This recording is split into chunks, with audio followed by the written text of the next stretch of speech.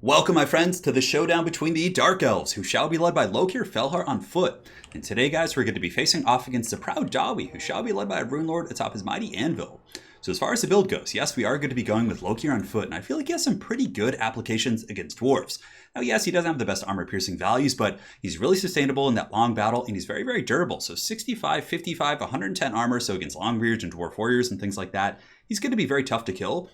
But more importantly, this bad boy has really good healing. So he does have this item called the Helm of the Kraken, which when he's in melee combat is going to be healing him. So it heals him, it gives him melee defense. So his melee defense is going to be up in the 60s, and he's really tanky and he's dirt cheap. I think in total, with this whole kit I brought, so the Dreaded Duelist, the Helm of the Kraken, and the Slaver ability, I think it totally costs like 1,300 or 1,400. So not bad for sure. And yes, Malekith and some of the other characters can get on chariots and they're big threats, but I feel like a lot of dwarf players are building very heavily around those big threats, right? They're going to have thunders, they're going to have gun lines, a lot of ways to just like punish a dragon or chariots with runes of wrath and ruin. So like, let's get LOKHIR and see how he does. So he's going to be here on foot, and we're also joined by a sorceress of death.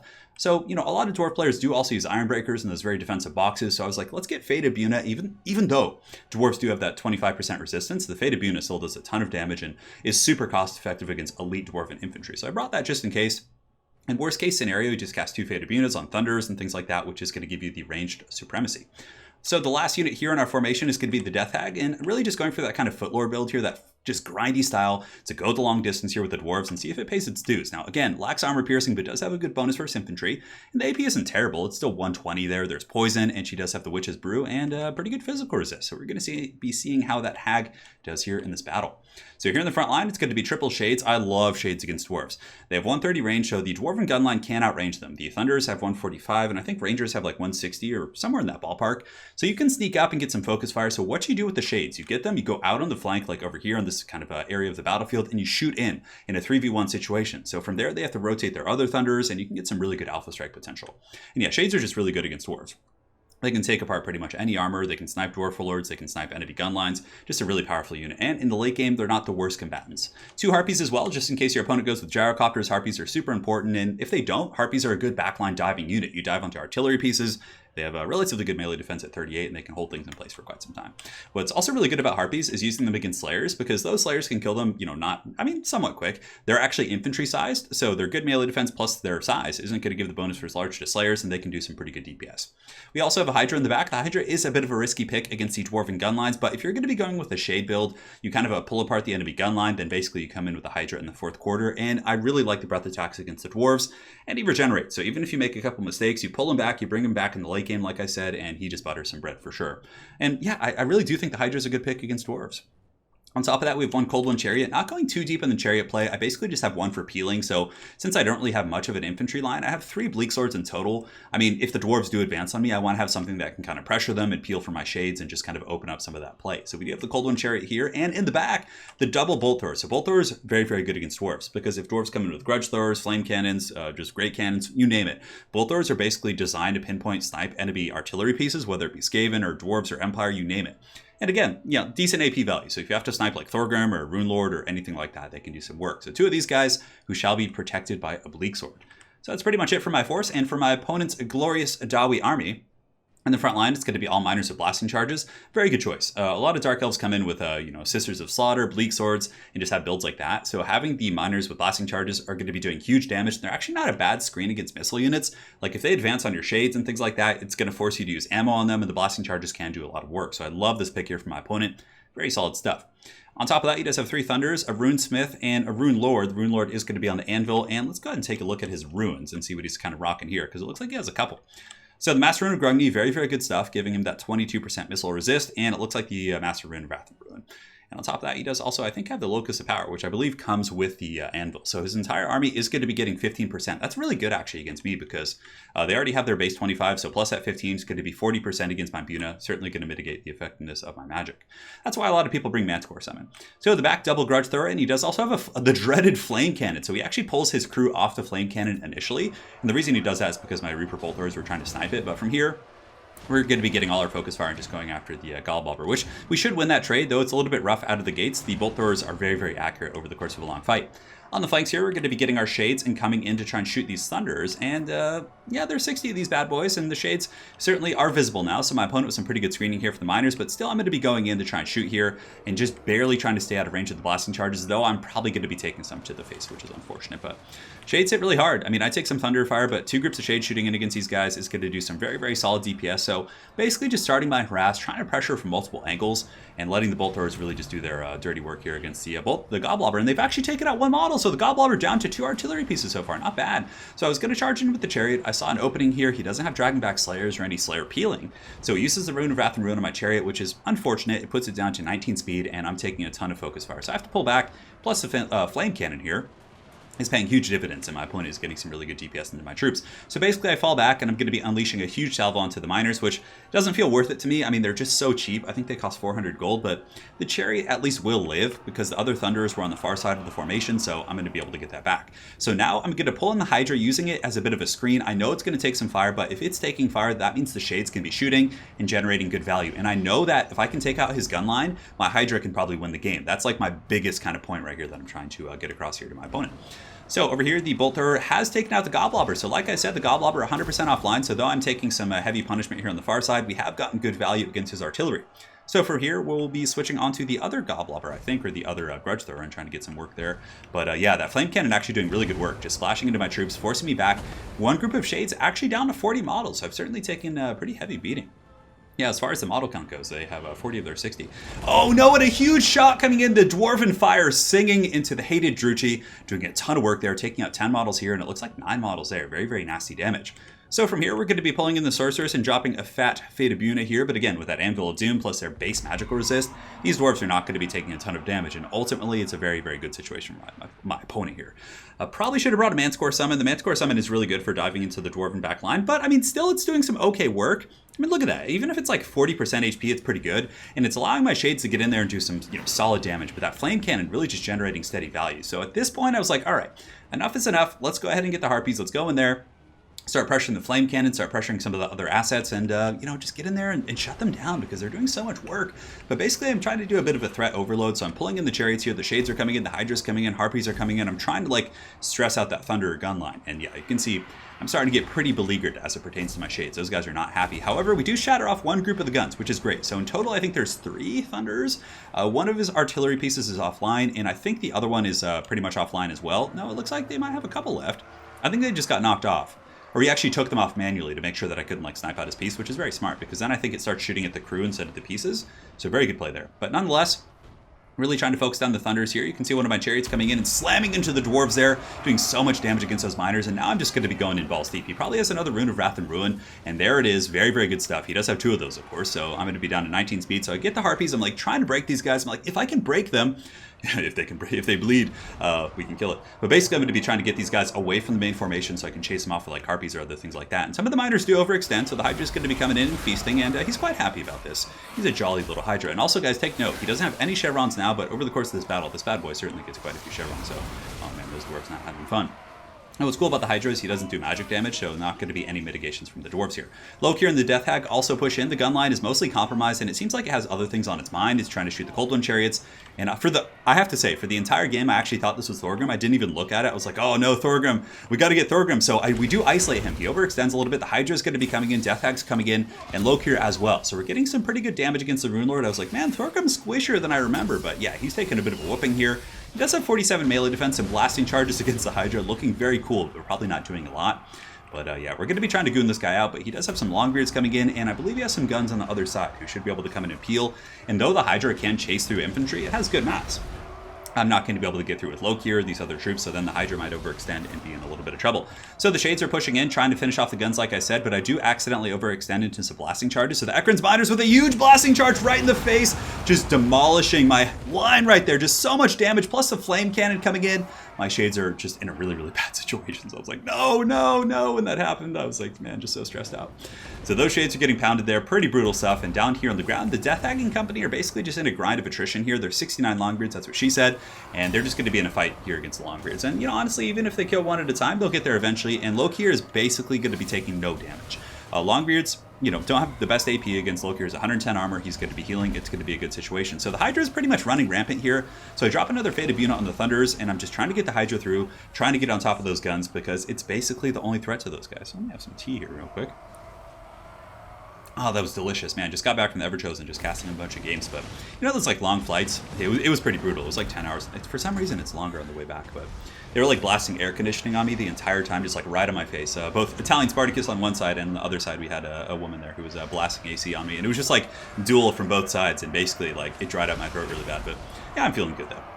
So the War Hydra's coming in, going after the Thunders, and doing well. It did get the proc of too many heads, or whatever that ability's called, but that damn flame cannon is still online, and, I'm noobishly kind of blobbing up my shades, but I was microing from a couple angles, so I didn't really have time to split up. But what you should do in this situation is, like, move them into 3 separate areas kind of here to make sure you don't get hit by those concentrated focus fire. But LOKHIR and the Death Hag here still in the fight for their lives, but being able to take out Longbeards is good. I mean, he had a couple Longbeards, but a lot of his army was indeed minor, so if I can get rid of the Longbeards, that'd be good. They're getting very low. They're down to, let's see how many models they had. They had 69, and they're down to 33, so certainly not bad. But the Hydra here is in a little bit of trouble, fighting the entire Dwarven throng. So the Harpies overhead are just kind of looking for freebies, trying to get on top of the Thunders and chase them off. But the Hydra is doing well. It's wavering, but if it breaks, that could be really bad because my opponent could chase it off the battlefield. And at that point, I would probably 100% lose the game. But thankfully, the Hydra's able to stabilize. He gets away. He's shaken, not stirred. And yeah, basically just trying to waddle away, using the Harpies to shut down the gun line. Pretty much the only threat. He has no Slayers. The Flame Cannon can do okay work, but it looks like it's out of ammo. But it certainly paid for itself. It's gotten 2 chevrons and is also up to 107 kills. And it looks like my Shade's in the distance, trying to get some focus fire on some of his elite units and snipe out his Lord here. Going after the Rune Lord, are caught by some miners. And these are no mere miners. These are the Ekron's miners. I was like, during the game, again, I didn't look at these guys. I was like, why are these miners so durable? Man, they're beating down my Shades. But the Shades are going to be pulling back, basically going to be reforming ranks right here. Just, retreating with a lot of these guys. But yeah, just trying to get my bearings here. LOKHIR and company are able to finish off the Longbeards here on the far side, take them down to 16 models, and also deal with those guys. Plus the proc of the War Hydra. Let's go ahead and take a look at the proc here real quick. So for anyone who's curious, it does have this, another takes its place. So this one's a little bit better than the Helpet Abomination because the Helpet needs to be very low, but this one is only below 50%. So basically, incrementally, it will proc, which is really good. I mean, this Hydra's been paying huge dues.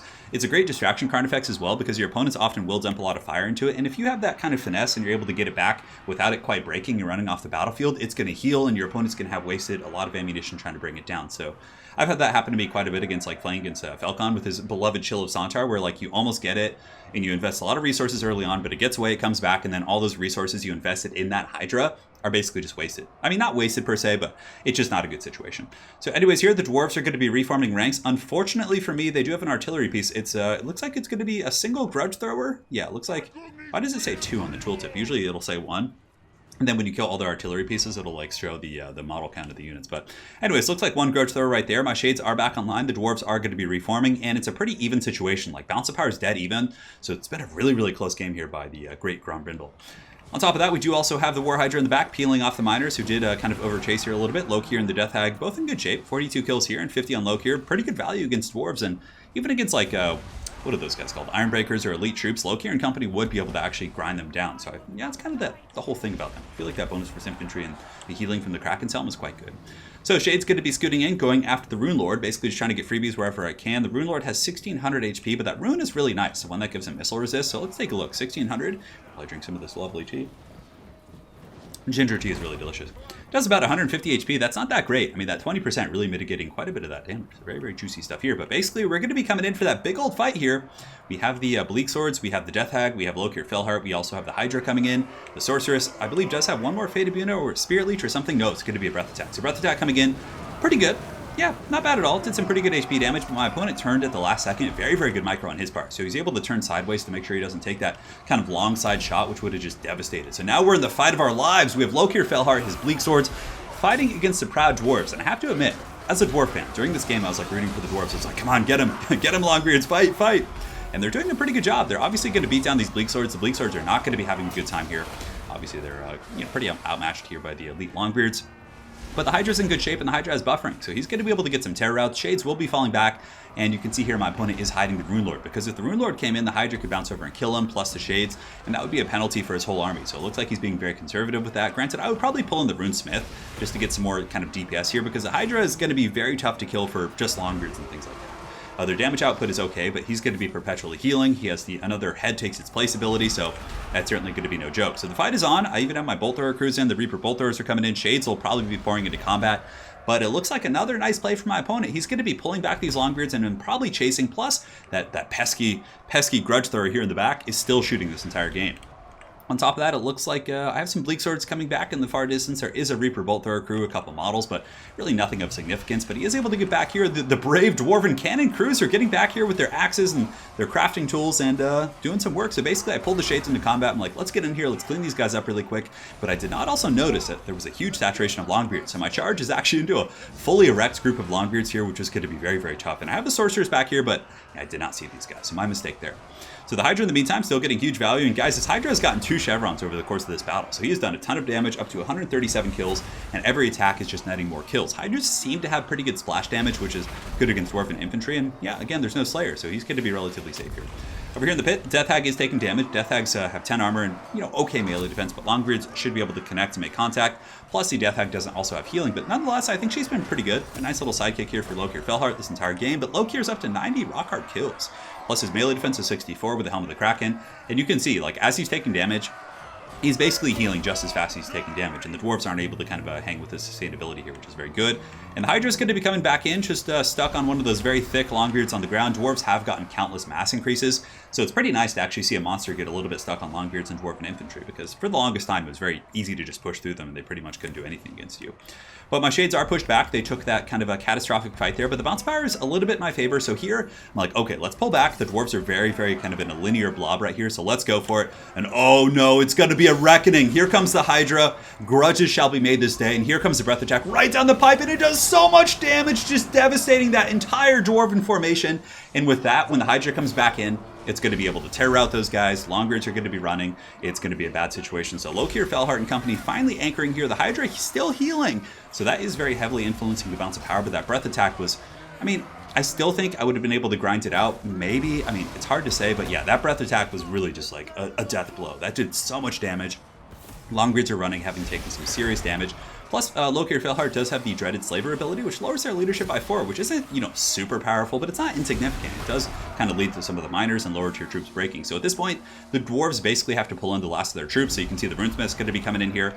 And I believe that the Dwarf Lord in the back, the Rune Lord's going to be coming in as well. So yeah, he's going to be waddling in on his throne. And I really did think it was Thorgrim. So I was like, oh, the High King buff is active. There were so many variables I was taking into account, but I just didn't pay attention. But the Death Hag's going to be coming in with her Death Bruise, her melee attack 96, her weapon strength 574. It does give her, 50% weapon damage, certainly no joke. And LOKHIR and company should be able to win this fight. Granted, the Death Hag might go down here. Yeah, the Runesmith is coming in, and the Runesmith might be able to get her. Oh, but the Hydra with the save, knocking away the Runesmith. They must have some sort of a friendship there, those two. And the Runesmith definitely getting beaten down. So at this point, I was like, okay, let's get LOKHIR on the Rune Lord, and let's get the Hydra on the Runesmith. It's a pretty good situation. 1-for-1, LOKHIR is easily going to be able to outduel Rune Lord here. He has okay combat stats, but his weapon strength is low, his AP isn't the best, and LOKHIR, again, is very heavily armored at 110. I do also pop the Dreaded Duelist, so his combat stats are 91 and 82 right now, and he's going to be surging through, going after that Rune Lord, and at this point, it is going to be army losses for the Dwarves. So well played to my opponent. It was a super fun game. It was very back and forth, very technical. There was many points in the game I was like, it's over.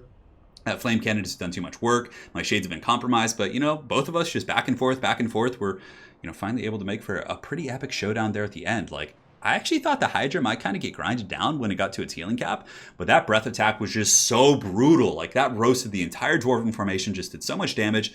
And LOKHIR, LOKHIR, even without the Hydra, could have tanked that for quite some time, but the concern with LOKHIR is I think that the Runesmith and the Rune Lord would have come in if the Hydra wasn't there, and those two would have been able to kind of circle beat him and do a lot of work against him. So, but yeah, it was a fun build. I think it has some teeth for sure. I think the Shades can do a lot of work. Having the Chariot's good. Bolt Thrower snipe the artillery pieces. Harpies deal with gyrocopters. Like, it has most of what you need to deal with most dwarf builds. For sure. Like, I don't think there's too many weak points. Sure, you could maybe have more optimal characters. Like, LOKHIR might not be the most optimal, neither the Death Hag, but honestly, they did pretty good, and I was very happy with their performance. They give you good sustainability in a matchup in which the Dwarves usually outlast you. LOKHIR gives you that long-term play, which, I think he's not bad. Really, really fun stuff for sure. Now, for my opponent's build, it was great. Grombrindle, of course, is in the Eternal Challenger League Grand Finals. He qualified earlier in the season. He's a very good player, especially with Dwarves, and it was a good build. It was a good build. Yeah, I always feel a little bit naked when I don't bring Slayers. Like, at least the Dragonback Slayers, that slow I feel is so good, and they're just so difficult to deal with. But yeah, even still, it was a really good build. It had the slow, it had ways to deal with chariots with the double Rune of Wrath and Ruin. The flame cannons were really good against my shades and my missile play, and his infantry quality was quite good. If somebody came in with like a Sister of Slaughter Rush, the Longbeards would be able to kind of tank and spank those ladies all day. So yeah, very, very good stuff. So again, very well played to Grombrindle. Hopefully you guys enjoyed this Dark Elf vs. Dwarf game, and we'll see you guys on the other side. Take care.